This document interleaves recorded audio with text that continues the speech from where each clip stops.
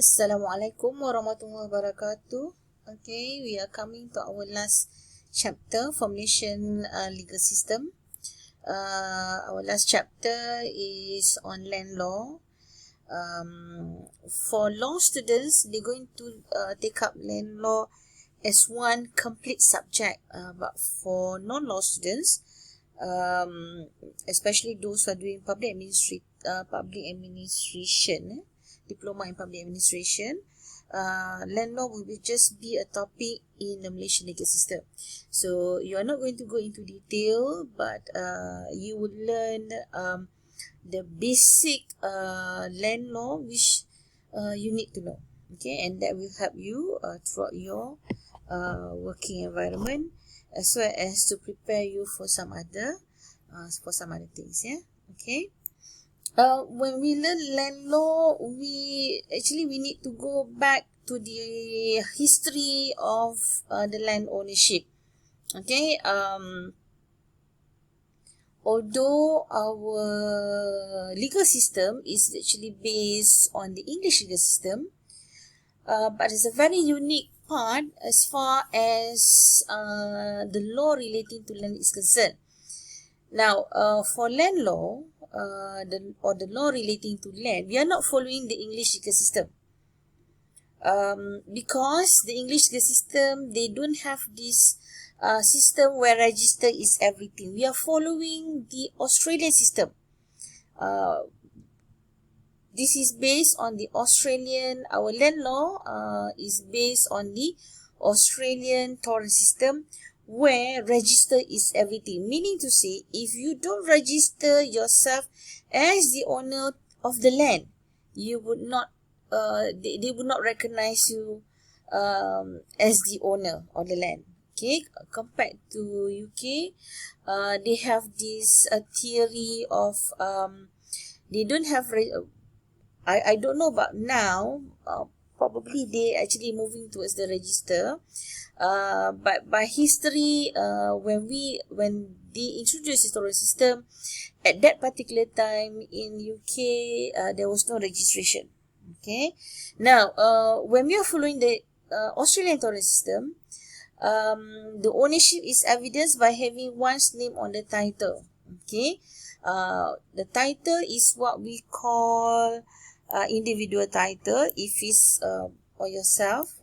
Okay, if you're having it, or if the register is in the land office, that is what we call registrar document title, or RDT.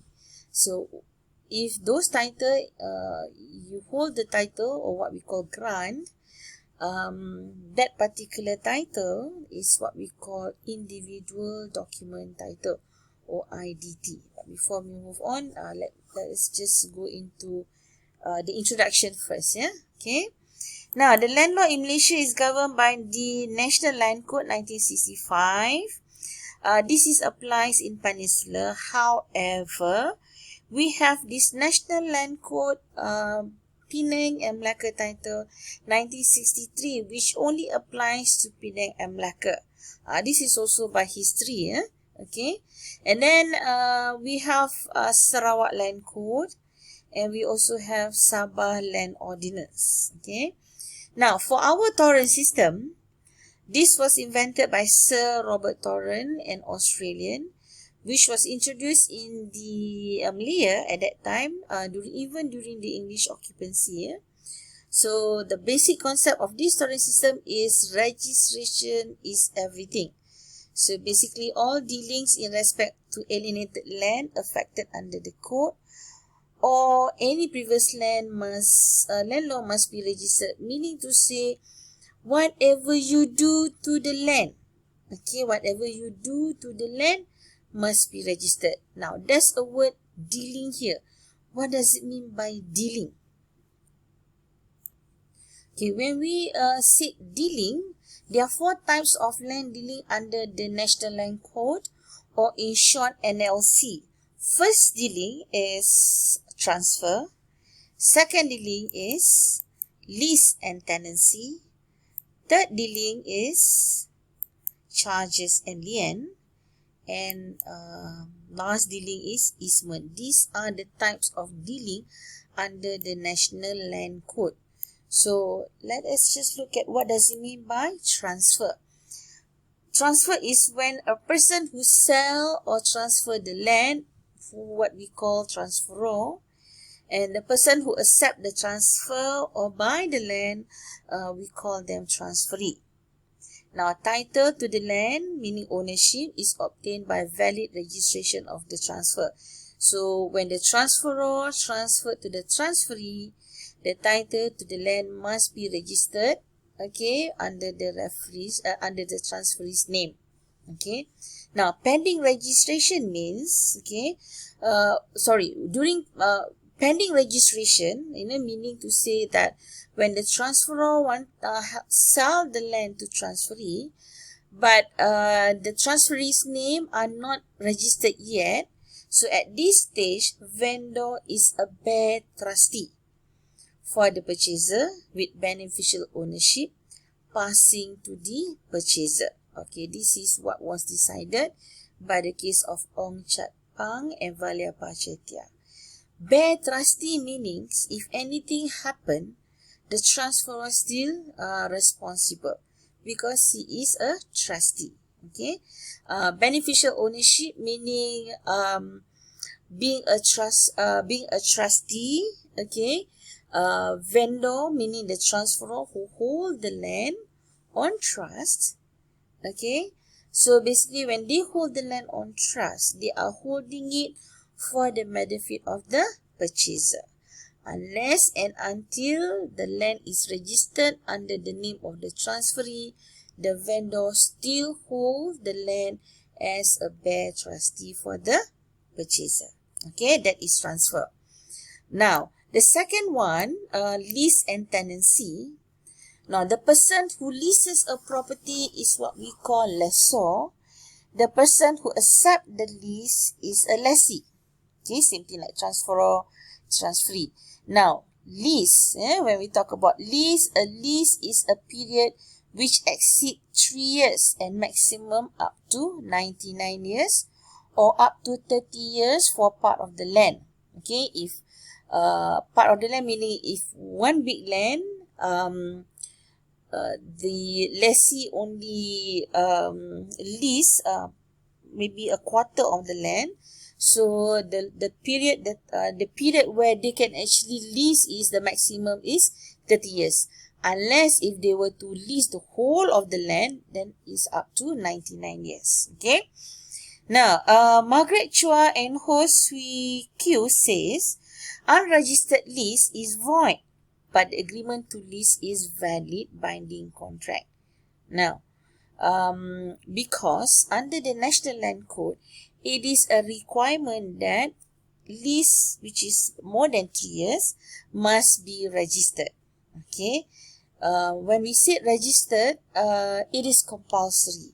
If it's not registered, that particular lease is void as far as National Land Code is concerned. But the agreement is valid. It's a valid binding contract between the lessor and the lessee, but it is not valid as far as National Land Code is concerned. Okay, that is lease.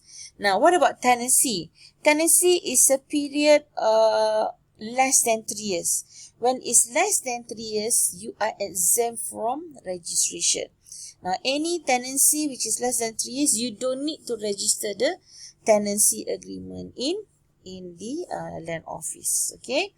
Now, endorsement of the register of title by subsequent purchaser of the land.